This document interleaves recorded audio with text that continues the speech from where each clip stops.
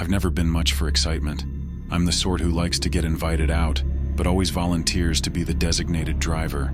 Relieved because it means I get to stay sober and serious. No one expects the DD to go dancing on tables or telling wild stories. I can be shy, reserved plain Jane. I keep my nose in books and out of everyone else's business. That was why it surprised everyone, especially me, when I agreed to join Mickey and Shania in urban exploring that day. Mickey is my cousin and Shania is her best friend.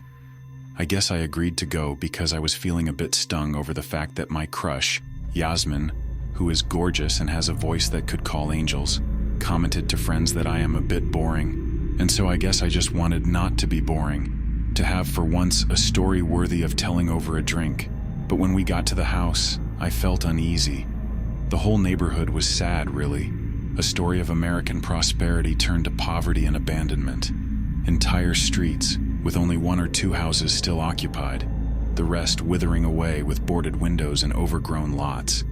Mickey picked out the house at random, saying it looked creepy. I don't know if it was any creepier than any other sad building in that cul-de-sac.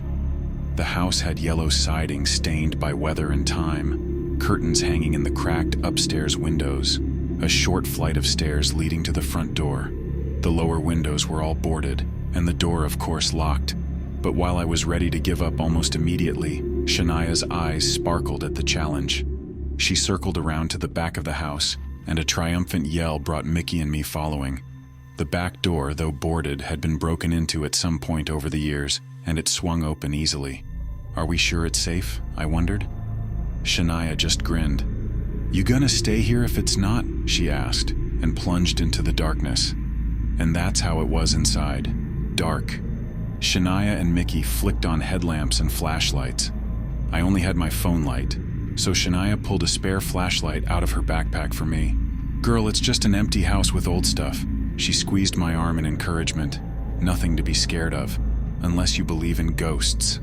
And she winked and laughed, a bold peal of laughter that lifted my spirits and made me jealous all at the same time. I didn't know how a person could laugh in the face of fear like that. I didn't really believe in ghosts. I didn't believe, but was still scared of them. Was that pathetic? I smiled weakly and thanked her for the flashlight. Mickey told me to quit being a pussy and squeezed in past me, and all 3 of us entered the living room and looked around. It looked exactly like every old person's living room. The carpeted floor was a dark beige and stained with coffee here and there. A plush armchair sat facing an ancient television, the kind that looks like a boxy cube, not a modern flat screen. I almost expected to see antennae sitting on top of the old thing. Bookshelves and hutches held books, knickknacks, cups and glasses, and many years' worth of dust. Little ceramic figurines of children and pigs with wings and big-eyed frogs and all sorts of odds and ends looked out at us. It was cluttered, and a lot of it was broken, the wallpaper peeling and mold streaking the walls. Just a forgotten, lonely old house. Dang! Shania picked up a figurine from one of the shelves. Look at this stuff. Super vintage. Bet there's like collectibles and shit we could take. You want to bring some back? Suggested Mickey. I wondered aloud if that counted as stealing. Both girls looked at me and I shut my mouth. Shania looked around, gesturing with her flashlight, and said, Stealing from who? She had a point. I couldn't really argue. Still, I don't know. Just feels kind of disrespectful. I mumbled. More disrespectful than leaving it all here to rot? Shania tucked a glass-eyed frog into her pocket. At least if we take some, someone's getting use out of them. Mickey took out a bag and began filling it with some of the bowls and candle holders she thought might be crystal. I was pretty sure they were just glass, though. Shania was more interested in the figurines. I looked around, unsure what to take, and finally, my flashlight illuminated a ceramic lovebird sculpture. I don't know why I was drawn to it. It seemed handmade. The glacis wasn't perfect, and the wings were a little clumsy. I imagined it might have been a gift, not store-bought. Somehow the idea of a handmade gift, passed down and forgotten, and then recovered, moved me. So I wrapped it up in some napkins and put it in my bag. I was still looking at the shelves, moving into the kitchen with its dirty and torn linoleum, when a scream made me jump. Back in the living room, toward the rear of the house, Mickey was shining her light on something, Shania with her, both of them whispering. Then Shania bent toward the floor. Approaching, I saw that they were looking at the staircase leading up to the second-floor bedrooms. The thought of going up there filled me with dread, and my gut bunched into knots. But my entire stomach seemed to overturn itself when I saw what Shania's light was shining on. A dark stain just below the bottom steps. A person-shaped stain. There was the head. There were 2 arms. Okay, that's really freaky, said Mickey. Shania, kneeling and grim-faced, was tracing her flashlight along the outline. You know what happens sometimes with old folks? They die and no one finds them for a while. The body just lies there decomposing. This is probably where she died. She? I echoed. Or he. But all these figurines and stuff make me think Grandma, not Gramps. Bet if we go upstairs, we'll find floral dresses hanging in the closets. I'm not going upstairs, I announced. Me either, declared Mickey. Shania wanted to go. Carefully avoiding stepping on the body stain, she ascended the stairs. From up there, she called out to Yus about things she found. Bathroom is a mess. Yuck. Yep, lots of flower print. Stuff like that. Finally, she returned, a dusty frame in hand, and offered it to Mickey. It was a photograph of an elderly woman and a boy. Bet that's the old woman who lived here and her family.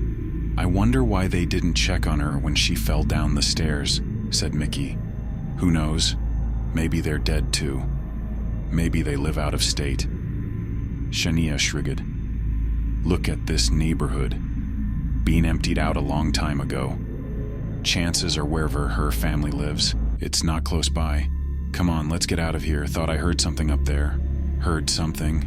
The hairs on my neck prickled. Like what? Like her ghost, gonna yell at us for stealing, said Mickey and laughed. Then she and Shania raced to see who could get out first, pushing me aside. I cried out, nearly falling on that stain. Oh God, I almost touched it. Guys, wait! I yelled, running after them. Halfway out of the room, I'd swear I heard a sound, a voice, calling to me. And I screamed, heart hammering, my voice ripping from my lungs in a shriek of utter terror as I rushed after the others and out to the car. They wouldn't stop teasing me the whole drive back. Your scream could have woke up the dead, Shania exclaimed. Seriously, I thought something got you, put in Mickey. I didn't tell them how I thought I heard an old woman's voice. They'd just laugh harder at me. Mickey dropped me off back home, and Shania told me she hoped I had fun and wasn't scared too much. I smiled weakly and waved goodbye and retreated up to my bedroom in my parents' house. I'm saving for enough to move out, but for now I pay a small amount of rent while I work at my uncle's shop running the register. I felt ready to cocoon myself for a good week. This would make a good story to tell when I joined everyone for drinks. But it'd be a while before I'd be up for it. I put the ceramic birds on my windowsill, trying to decide if they were cute or just creepy. A shower took off the last of the grime and the chills, and by dinner time, I was feeling excited enough to share what I'd done with my friends. I snapped a pic of the birds and texted to the group chat with Yasmin and the others, explaining that I'd found the birds in an abandoned house and even seen the body stain where the old woman who owned them died. Lots of exclamations and emojis from everyone in response. Yasmin texted, "Whoa, damn girl, you gotta invite me next time." I hadn't been planning a next time. The thought of exploring more terrifying places made my pulse escalate, and not in a good fluttery way. But if it impressed Yasmin, if it made me more interesting and less boring. Anyway, I tucked my phone away and went to bed feeling, for once, like someone who had stories to tell. Not the dull girl who looked after the shop and was so forgettably plain. The only name she could possibly have was Jane. No, I'd become someone else. Brave. Exciting. I had glorious dreams of dancing on tables at the center of parties, but something jolted me awake in the dead of night. I lay there curled under my sheets, every hair on end. From somewhere downstairs came a soft wail, a moan. Oh God, the old woman. The moaning continued. I pulled the pillow over my head and whimpered, too terrified to move. How did her wailing not wake anybody else? She was so loud. I don't know how long I lay there wishing the wailing would stop before I drifted to sleep again. When I woke, sunlight streamed through my window. My recollection of the previous night was hazy. I assumed the wailing must have been a dream. I even laughed at myself. Here I was, plain Jane, giving myself nightmares because I was such a homebody that the slightest adventure had me spooked. I headed downstairs for breakfast and froze. On the wooden floorboards at the bottom of the stairs was a stain, the same stain we'd seen in the empty house. "Mom!" I shrilled. My mom rushed out of the kitchen. "Jane, what is it?" I pointed to the foot of the stairs, right where she was standing. Mom looked down, stepped back, accidentally trampling the stain as she examined the floor, and then looked back up at me, questioning. "What? Honey, what is it?" "The stain," I whimpered. "Stain?" she echoed, dropped down to her knees, peering close. "Where?" She couldn't see it. She was right on it and couldn't see it. Never mind, I said. Hurrying back to my room, I snatched my phone, came back and took a picture of the stain to send to Mickey and Shania, except it didn't show up. I could see it on the floor, see it right there with my own eyes. But when I tried snapping a pic with my phone, nothing on the screen. "Sweetie?" Mom's brow knit in concern. "Everything all right?" Yeah. I smiled feebly. Having lost my appetite, I went to work without breakfast. After my shift when I came home, the stain was still there. If anything, darker than before. But Mom and Dad went up and down the stairs without seeing it. I went upstairs and got the birds. Considered shattering them and scattering the pieces, but as I held up the little ceramic sculpture ready to drop it on my floor, pangs of guilt had me setting it carefully back down. I should return it to the house, I thought. Until then, I wrapped it up and tucked it deep into my closet. Out of sight, out of mind. Hopefully, once it was back in its place, the stain would disappear. The moans persisted, every night, always around the same time. The stain persisted as well. As for Mickey and Shania, they refused to take me back to the house to return the birds. They didn't want to go back, and didn't believe me about any of it, especially after Mickey came to my parents' home and couldn't see the stain. She asked if I was just making it up for attention. I'd have been angry, furious at my cousin for throwing such an accusation in my face, if I hadn't been so terrified in that moment because just behind her stood an old woman. Things got worse. The old woman appeared randomly in my house, always near the stairs. Sometimes I'd see her come out of a room. Sometimes she'd be hovering by the window, looking confused. Other times she was looking right at me. One night I arrived home after midnight. I'd been out with friends, doing my usual shift as the DD. No one really noticed how morose I was. My thoughts that night were on Yasmin and my social situation, and wondering if I would ever break out of my own shell, when as I headed upstairs, a cold and clammy hand gripped my ankle. Shrieking, I ripped free. My shrill scream woke my mom and dad, who rushed out, Dad with his fists up, ready to fight whatever intruder was apparently murdering his daughter. I rushed into my room and slammed the door, sobbing. When I came out, there was no one there, nothing. Just my parents looking at me, concerned.